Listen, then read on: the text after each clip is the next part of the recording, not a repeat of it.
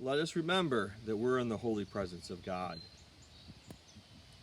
Over the past couple of weeks, my family, my children and I, we've been watching parts of the Marvel comic universe, starting off with Iron Man 1, and we're maybe watching one or two movies, a week or so as we kind of move through this pandemic.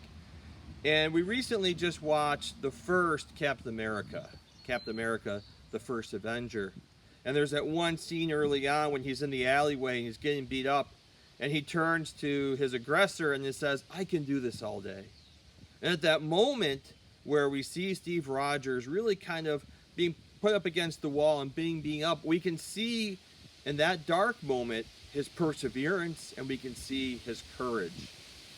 It's oftentimes in life when we're finding ourselves in difficult situations that our finer character traits, our virtues, can really kind of shine forth.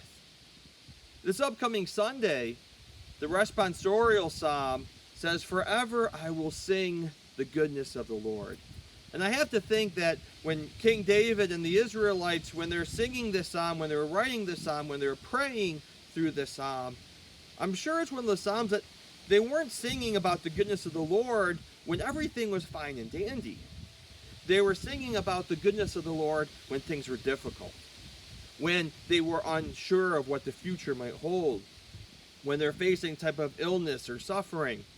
And as we go through this pandemic, I think that's a good reminder that it's in times like these, when these times of uncertainty, that we can really see God's goodness shining through and giving us hope. They talk about in that psalm, "You are the splendor of their strength, O Lord, and the Lord is our shield." Again, there's these references that when things are difficult, God's presence, God's grace is there. As a Lasallian school, we often start all of our prayers by saying, "Let us remember that we are in the holy presence of God."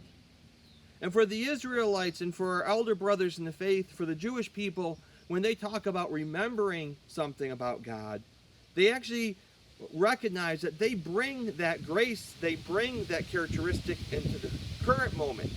That when they're remembering God's goodness, that act of remembering brings God's goodness into the present moment. When they celebrate the Passover and their freedom from bondage in Egypt, when they are remembering those events, they are bringing God's blessing and God's liberation and God's grace into the moment.